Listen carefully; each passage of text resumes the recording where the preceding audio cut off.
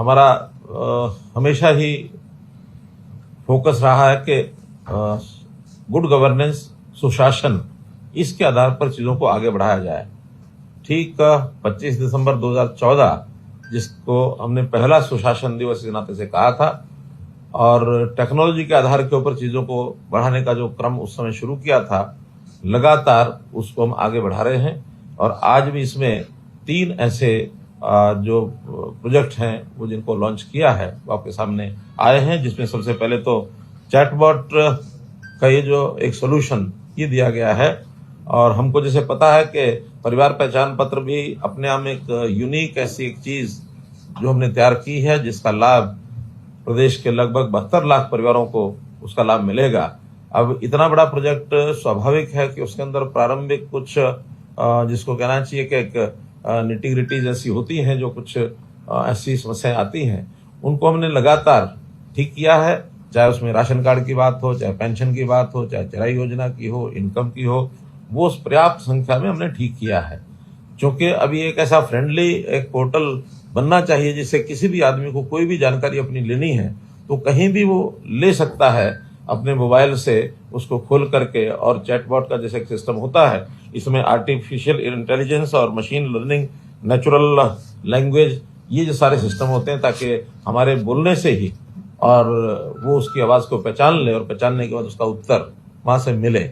उत्तर भी देंगे ताऊ जी, तो उत्तर जो है हमको मिले। अब इसमें एकदम ये तो नहीं कहा जा सकता कि इसमें कोई गलती नहीं होगी, क्योंकि धीरे धीरे उस सिस्टम को अडेप्टिव होना पड़ता है। जिस आदमी को बोलना है उसकी भाषा, उसकी लैंग्वेज, उसको। और ये सामान्यतः एक बार जो व्यक्ति अपना चैट बॉक्स खोलेगा और वही व्यक्ति बार बार पूछेगा तो उसके उत्तर ठीक आएंगे।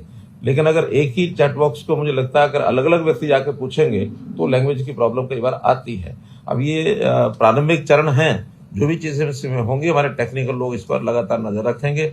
लेकिन अच्छा फ्रेंडली एक विषय, जहां भी कई आदमी होता है अपने मोबाइल को साथ लेके रखता है, चाहे वो खेत में जाए, ऑफिस में जाए, घर में बैठे पढ़ने जाए, सैर करते हुए भी अपनी जानकारियां ले सकता है। चैट बॉक्स का एक ही इस प्रकार से एक हमने सोल्यूशन दिया है और मैं समझता हूं जनता को बहुत इसका लाभ होगा। और जितने उसके प्रश्न होंगे, चाहे उसके जाति के हैं, आय के हैं, व्यवसाय के हैं, जन्मतिथि के हैं, ये सब जो उसको, चाहे उसका फिर आय के साथ उसका सार्वजनिक वितरण प्रणाली यानी राशन कार्ड हो, फिर उसकी चाहे जो भी कोई प्रश्न है, वो सारा जो सूचना डाटाबेस हमारे पास जो कोष बना है, उस कोष में से उसको ये उत्तर त्वरित और सटीक रूप से ये सब मिलेगा।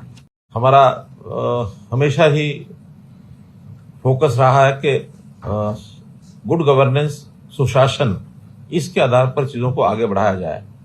ठीक 25 दिसंबर 2014 जिसको हमने पहला सुशासन दिवस के नाते से कहा था और टेक्नोलॉजी के आधार के ऊपर चीज़ों को बढ़ाने का जो क्रम उस समय शुरू किया था, लगातार उसको हम आगे बढ़ा रहे हैं। और आज भी इसमें 3 ऐसे जो प्रोजेक्ट हैं वो जिनको लॉन्च किया है वो आपके सामने आए हैं, जिसमें सबसे पहले तो चैटबॉट का ये जो एक सोल्यूशन ये दिया गया है। और हमको जैसे पता है कि परिवार पहचान पत्र भी अपने आप में एक यूनिक ऐसी एक चीज़ जो हमने तैयार की है, जिसका लाभ प्रदेश के लगभग 72 लाख परिवारों को उसका लाभ मिलेगा। अब इतना बड़ा प्रोजेक्ट स्वाभाविक है कि उसके अंदर प्रारंभिक कुछ जिसको कहना चाहिए कि एक निटी-ग्रिटीज ऐसी होती हैं, जो कुछ ऐसी समस्याएं आती हैं, उनको हमने लगातार ठीक किया है। चाहे उसमें राशन कार्ड की बात हो, चाहे पेंशन की बात हो, चाहे चराई योजना की हो, इनकम की हो, वो पर्याप्त संख्या में हमने ठीक किया है।